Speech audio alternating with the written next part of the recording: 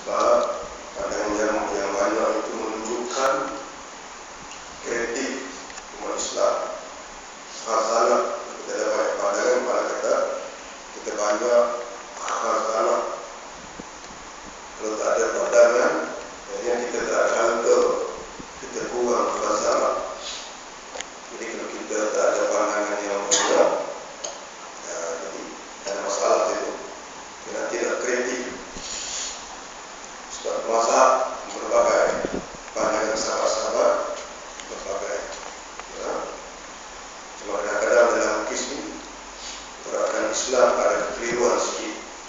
Sebab kita menekankan wahdatul fikri dalam Islam. Dia menekankan wahdatul qalbi, bersatu hati, bukan bersatu pikiran. Pikiran pula banyak, hati pula satu.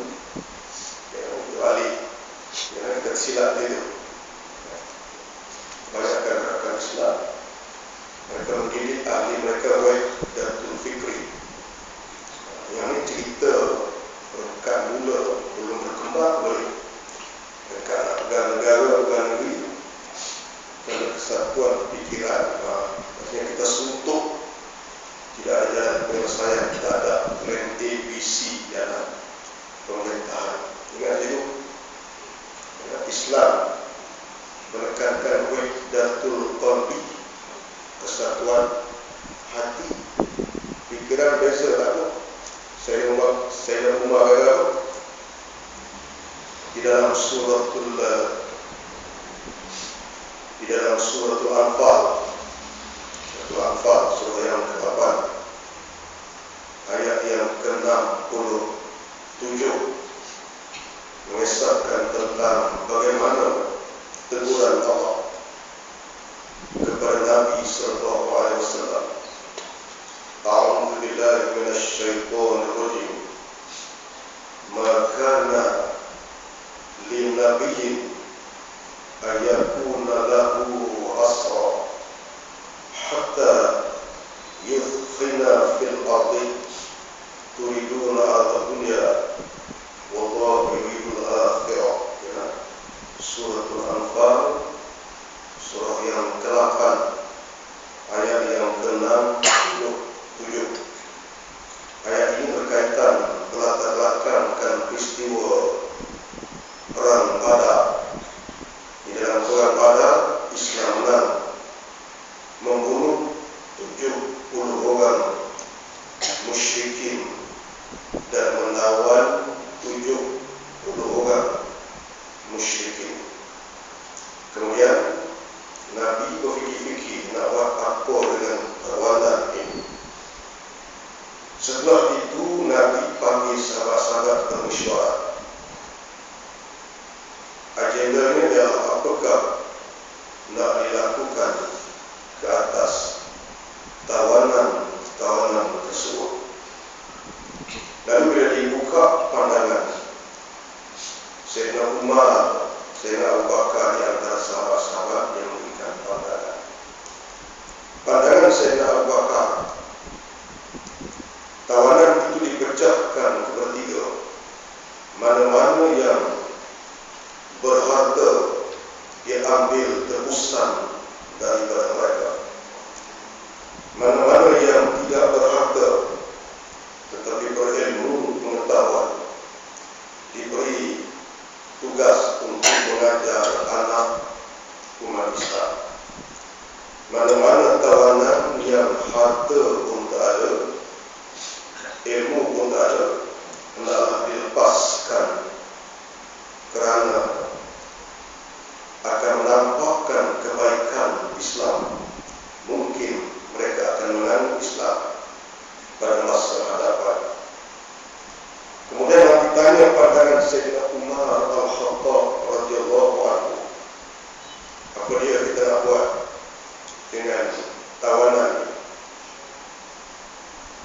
Sayyidina Umar berjawapan mudah saja. 70 orang ini ialah antara pemimpin dan panglima Quraisy. Yang ini kita bunuh buat sesuatu simpan. Ini pandangan Sayyidina Umar. Ya. Jadi Rasul Sallallahu Alaihi Wasallam membuat keputusan berdasarkan kepada pandangan Sayyidina Abu Bakar As-Siddiq radhiyallahu anhu. Macam mana? Yang mana kaya ambil tebusan, yang mana berilmu suruh ajar anak orang Islam, yang tak ada apa-apa balik. Lepas Nabi ambil keputusan, melaksanakan keputusan itu, turunlah ayat Al-Quran, makana linnabi ayakuna lahu wasatun, kayak itu Allah. Dari situ kita faham bahwa dalam Islam Allah menghendaki bermesyuarat. Allah tidak menghendaki ketepatan. Kalau Allah nak tepat, ayat itu turun dulu sebelum Nabi mesyuarat. Tidak perlu dimesyuaratkan. Ayat itu turun dulu, Nabi tengok ayat itu laksana. Tapi Allah nak bermesyuarat. Sebab dalam mesyuarat itu kita melatih mempertajamkan pemikiran. Saya nak katakan macam itu, saya nak katakan macam Islam nakkan mereka. Mereka berbeza pandangan 180 darjah. Seorang kata lepas, kan? Seorang kata bunuh. Perbezaan pandangannya 180 darjah. Betul. Bukan kecil perbezaan barangan itu. Saya nak kata hidup, saya nak kata bunuh. Perbezaan pandangannya adalah 180 darjah. Betul. Tapi hati mereka bersatu. Itu dalam Islam kita tahu. Islam berarti adalah wahdatul qalbi, kesatuan hati, bukan wahdatul fikri, kesatuan pemikiran. Menjadi suntuk pikirannya. Abu Bakar cedera, tak payah, tak ikut itu, tak buka.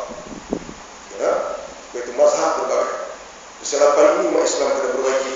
Seluruh gerakan Islam dunia, tak kira ikhwan, tak kira apa-apa pun, dalam diperbaiki. Tidak, umat Islam akan menghadapi kesuntukan di dalam kehidupan perjuangan mereka. Ya? Okey. Sebab itu kita bersalah-salah ulama. Bila bersalah-salah ulama, nak pakai barang mana ikut. Barang mana ikut tak. Bersalah-salahan ulama. Adakah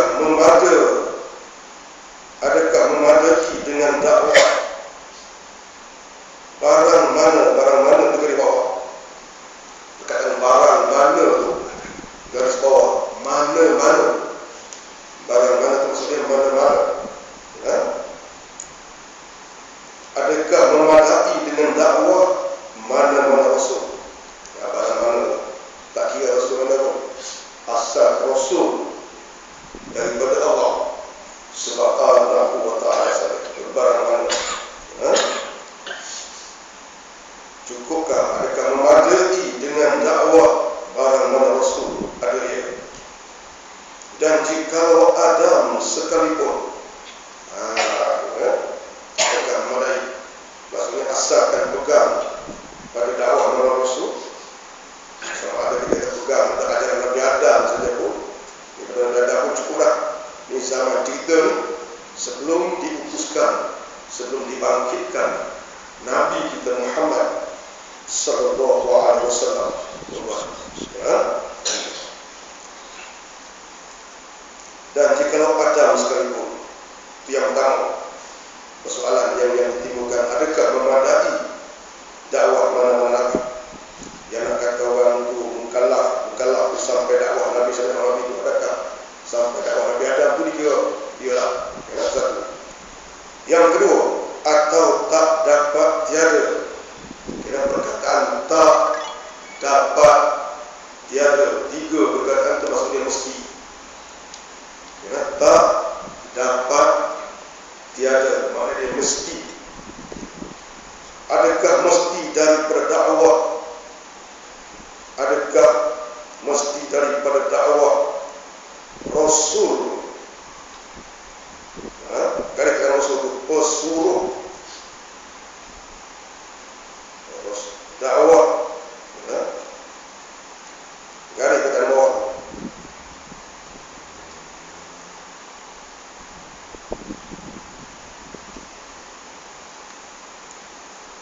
Garis ya, apa benda keadaan?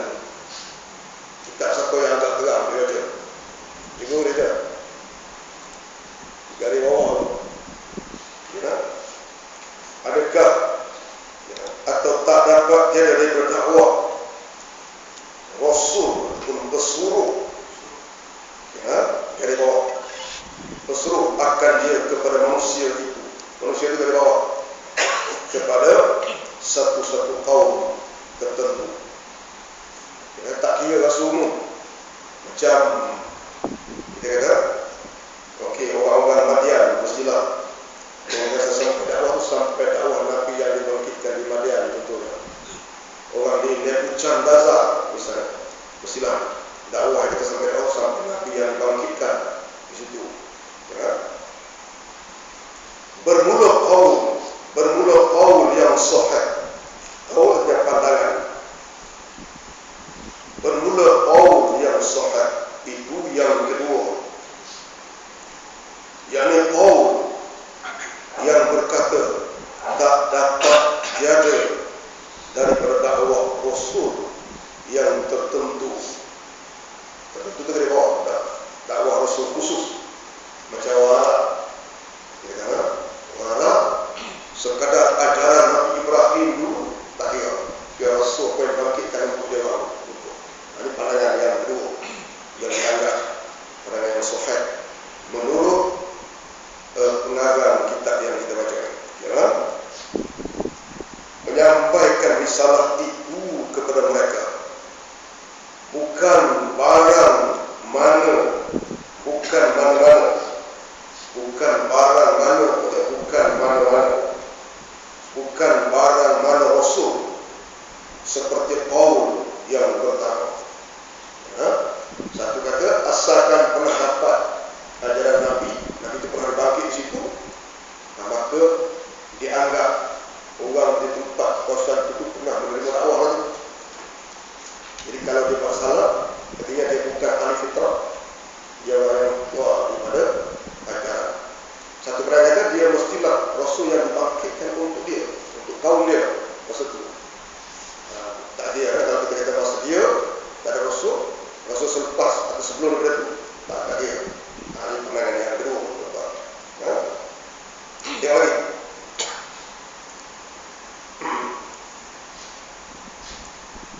dan atas qaul yang kedua itu, dan atas qaul yang kedua dia, sebelum Nabi, setiap kelompok umat itu dia ada Nabi mesti, dia ada Rasul mesti. Dia dianggap tidak menerima Islam ataupun dia dianggap kufur kalau dia ingkar Rasul yang dibangkitkan untuk dia, kelompok dia. Ya? Macam kalau dia ingkar misalnya Nabi Ismail pernah dibangkitkan situ, tapi Islam beberapa tahun keluar daripada ajaran Nabi Ismail, tak dipanggil kufur kerana mereka tidak ada Rasul yang dibangkitkan kecuali Nabi Muhammad. Nabi Muhammad itu dia semua. Ya? Dan atas qaul yang kedua itu, atas qaul yang kedua yang tak Rasul itu mesti khusus, bukan mana-mana Rasul, maka ahli fitrah itu lepas mereka itu daripada neraka. Ya, ikut pandangan yang kedua tu, ahli fitrah lepas daripada neraka. Orang yang lepas pada kematian Nabi tak ada Nabi, mereka dianggap fitrah. Mereka ahli fitrah, mereka bebas, tidak dihukumkan daripada Allah, tidak kena dihukum daripada Allah sebab Allah Ta'ala. Dan jika mengubah oleh mereka itu dan menukar oleh mereka itu dan menyembah oleh mereka itu akan berhala sekalipun. Ingat, ini pandangan, satu pandangan, bukan kata semua berbagai juga. Ya? Kalaupun mereka menyembah berhala, walaupun mereka merubah ajaran, mereka dianggap